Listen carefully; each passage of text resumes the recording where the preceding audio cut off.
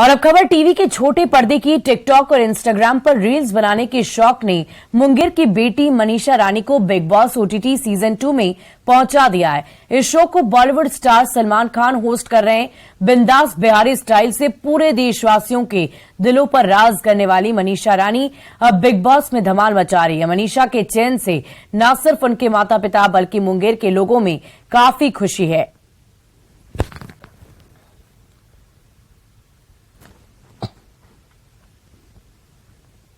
मैंने कहने के लिए शब्द नहीं है। हमको बहुत खुशी है कि हमारी बेटी आज इस मुकाम पर पहुंची। तो मुझे जैसे छोटे शहर से निकल के बॉम्बे तक का सफर उनका कैसा था? बहुत मैंने कठिनाई से गुजरी है बहुत वो, लेकिन मिशन था उसका कि हमको आगे बढ़ना है।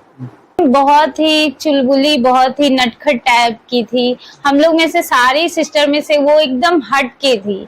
हम लोग थोड़ा सा कहीं जाने के लिए कहीं भी सोचते थे और हर चीज बोलने के लिए बहुत हिचकिचाते थे। वो एकदम फ्रंटल बिंदास टाइप की बोलती थी हर एक चीज में।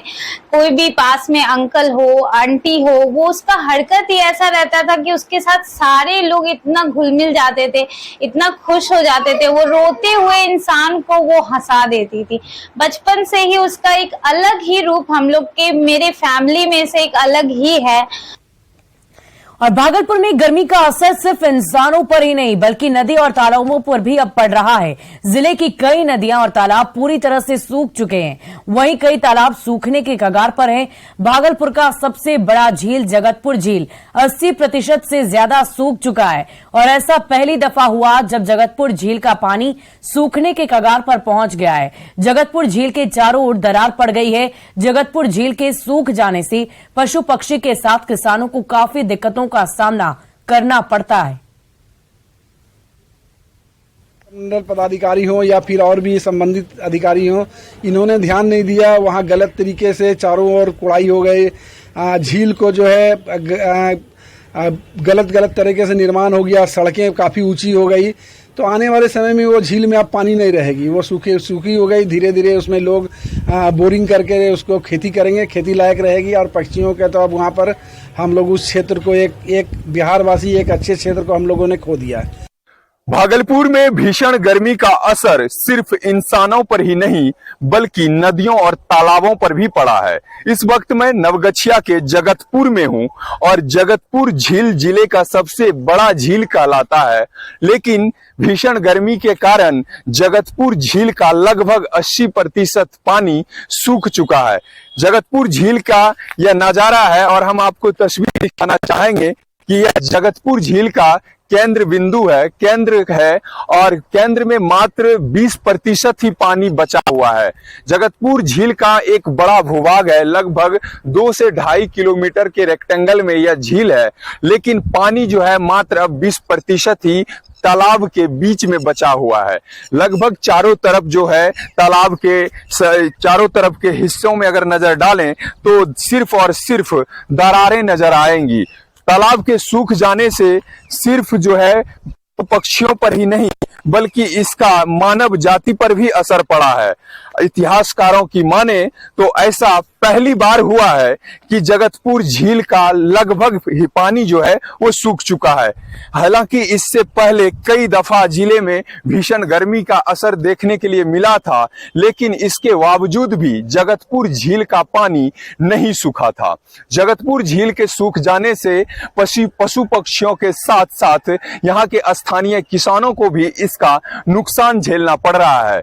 माना जाता है कि जगतपुर झील किसानों के लिए सिंचाई का सबसे बड़ा साधन हुआ करता था, लेकिन जगतपुर झील के पानी सूख जाने के बाद से इसका जो असर है वो साफ तौर पर मानव जाति के साथ पशु पक्षियों पर भी देखा जा रहा है। विकास कुमार सिंह, न्यूज़ 18, भागलपुर। और गया के अनुग्रह नारायण मगध मेडिकल अस्पताल में भी हीट वेव को लेकर अलग से लू वार्ड बनाया गया है, जिसमें करीब 80 बेड की मुकम्मल व्यवस्था की गई है। फिलहाल अस्पताल में लू से पीड़ित 58 मरीज भर्ती हैं। अस्पताल उपाधीक्षक पीके अग्रवाल ने बताया।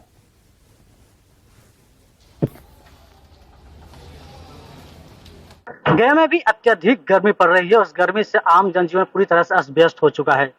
बात करें मगध मेडिकल अस्पताल में भी, मगध मेडिकल अस्पताल में लू को लेकर के एक अलग से वार्ड बनाया गया है, लू वार्ड बनाया गया है, जहाँ जो है वो गया जिले व अन्य मगध क्षेत्र से जितने भी जो लोग हैं वो यहाँ पर अगर उनके लू लगा हुआ है तो यहाँ पर पहुंच रहे हैं।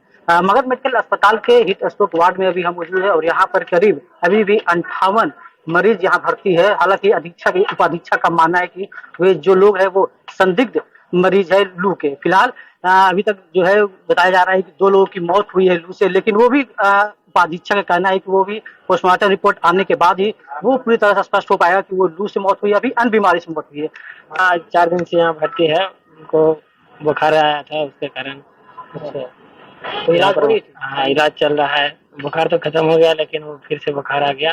लू का वर्ड हम यूज नहीं कर पाएंगे क्योंकि लू नहीं है, फीवर का पेशेंट हमारे पास यूनिट है।